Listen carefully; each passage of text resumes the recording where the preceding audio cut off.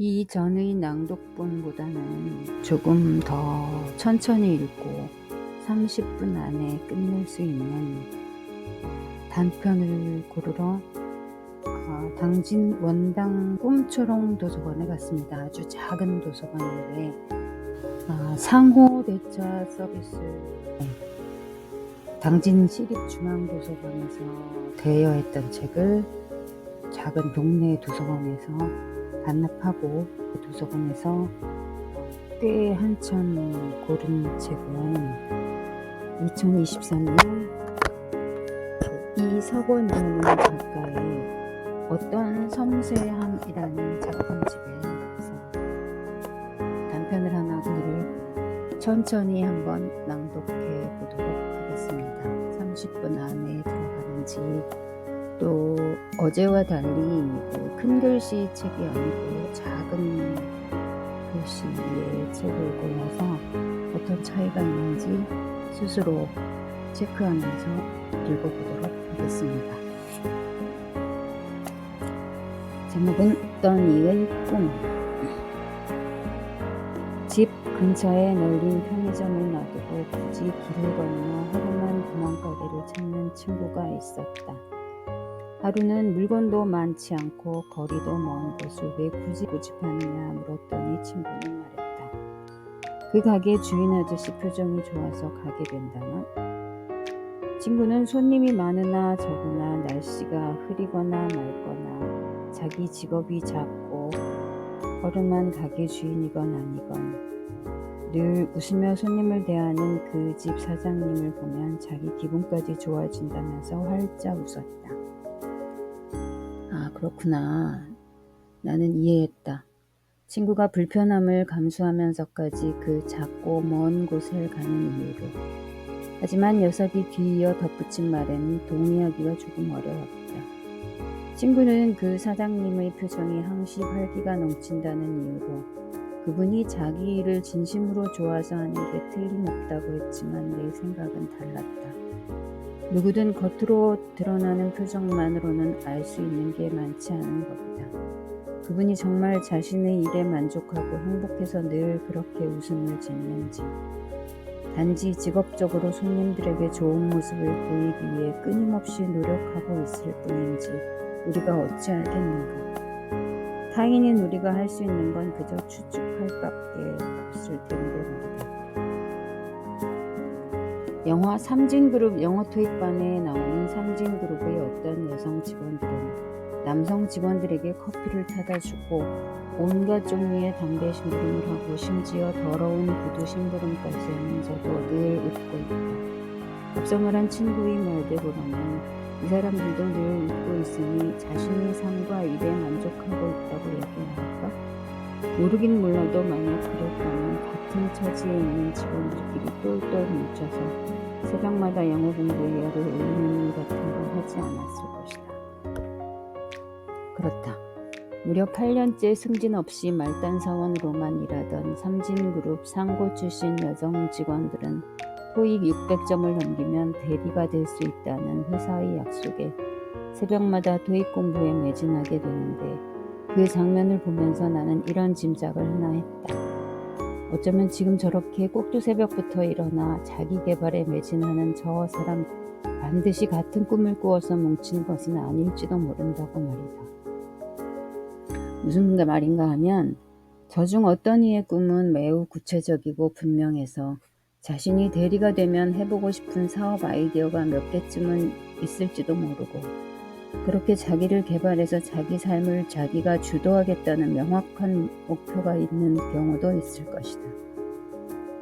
그렇지만 또 어떤 사람은 그저 대학 나온 직원들의 수발을 들어야 하는 자신의 처지가 싫어서 남의 잔심부름 같은 것이나 하며 살고 싶지는 않았기에 공부에 열심인 사람들도 있지 않았을까?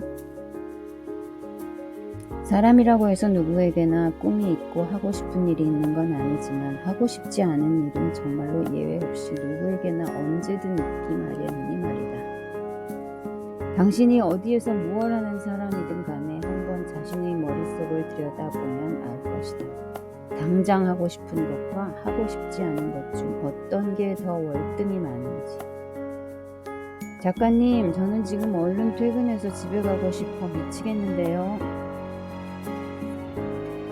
라고 누군가는 내게 반문할 수도 있겠지만 우리는 알고 있다. 그 사람이 원하는 건 꼭 집이 아니라 단지 오늘은 하기 싫은 일을 그만하고 나를 가두어둔 이 답답한 공간에서 속히 벗어나고 그 따름이라는 것.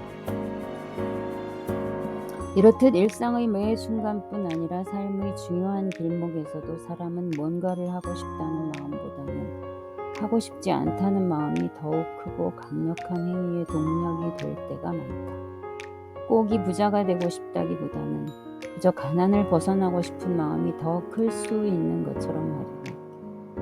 그래서 나는 아픈 사람들을 돕고 싶다는 의사로서의 거창한 포부보다는 단지 명절날 차례상 차리는 일 거두는 게 싫어서 의대에 갔다는 친구도 봤고, 나 역시 첫 책이 많이 팔려서 다시는 마감이 있는 글은 쓰지 않게 되기를 바라는 마음을 가진 적이 있었다.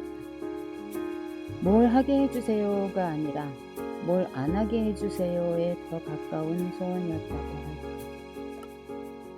세상은 내게 사람은 누구나 꿈과 목표 같은 게 있어서 어떻게 하면 그걸 이룰 수 있는지, 그걸 이루기 위해 지난한 노력을 거듭하는 일이 얼마나 숭고하고 아름다운지에 대해서는 너무나 많은 이야기를 들려주었다.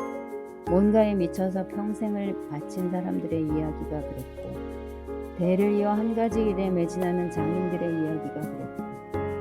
역경을 이겨내고 꿈을 이룬 수많은 사람들의 이야기가 그랬다. TV와 책과 영화를 통해 하고 싶은 일이 있는 사람들에 관한 이야기는 얼마든지 넘쳐났고 언제나 환영받았던 것이다. 하지만 보다 현실적인 이야기, 이를테면 나처럼 이렇다 할 꿈 같은 건 없어도 하고 싶지 않은 일은 비교적 명확하게 있는 사람들에 대한 이야기는 어디서든 잘 찾아볼 수가 없었다. 만약 그런 게 있었다면 왜 하고 싶지 않은 일을 참고 해야 하는지, 참는다면 언제까지 참아야 하는지, 아니라면 어떻게 해야 원치 않는 일을 하지 않을 수 있는지 등에 관한 문제의 해답을 그렇게 오래 찾아 헤매지 않아도 됐을 텐데. 덕분에 난 남들처럼 하기 싫은 것도 하면서 살아야 한다고, 그게 어른이라고 늘 스스로를 다그쳐왔지만 그런 강요가 너무 오래 지속되면 자신에 대한 학대가 될 수도 있다는 사실을 미처 알지 못한 채로 살았다. 나는 지금 술에 취해 자고 싶어 미치겠는데 스스로 욕실에 가야만 하는, 귀찮아 죽겠는 상황을 말하는 게 아니다. 나는 지금 이를테면 사람들과 어울리는 일을 그렇게 어려워하면서도 그래도 나가서 사람들을 만나야 한다고 스스로를 떠민 세월이 얼마나 길었는지에 대해서 말하고 있는 것이다.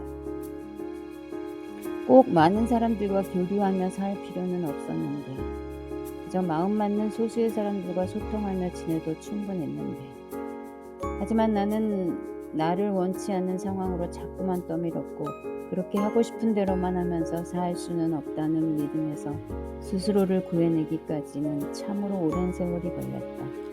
어릴 적 선생님들의 말씀과는 달리 꿈이나 목표, 또 하고 싶은 일을 같은 이상적인 가치들이 누구에게나 주어지는 건 아니라는 사실을 알게 된 후로 더 이상 존재하지도 않는 걸 찾아 헤매는 대신 인생에서 보다 현실적이고 중요한 문제에 더 신경을 쓴 덕분이었다고 할까. 내 삶의 질을 떨어뜨리다 못해 영혼까지 갉아먹는, 하고 싶지 않은 일을 하지 않아도 될 자유를 획득하는 일에 말이다. 그리하여 내가 평생을 통해 얻어낸 귀하디 귀한 자유의 목록들은 다음과 같다. 나는 38배 더는 마감이 있는 글을 쓰지 않아도 되는 자유를 얻었다. 45쯤에는 더는 원치 않는 자리에 나가 원치 않는 사람들과 어울리지 않아도 될 자유를 스스로에게 부여했으며, 놀랍게도 그토록 싫어하던 집안 제사, 차례 지내는 일에 참석하지 않아도 될 자유를 얻었는 데는 무려 51년이란 세월이 걸렸다.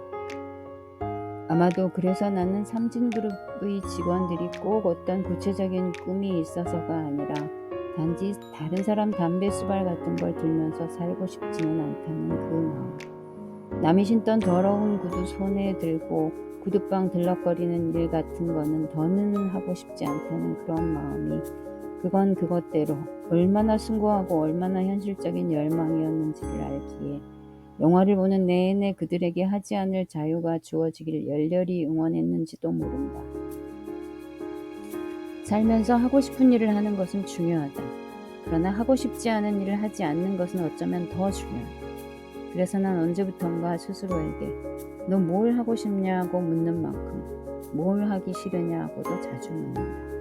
내게 하지 않을 자유를 획득하는 일은 누군가 꿈과 목표를 이루는 것만큼이나 중요하기에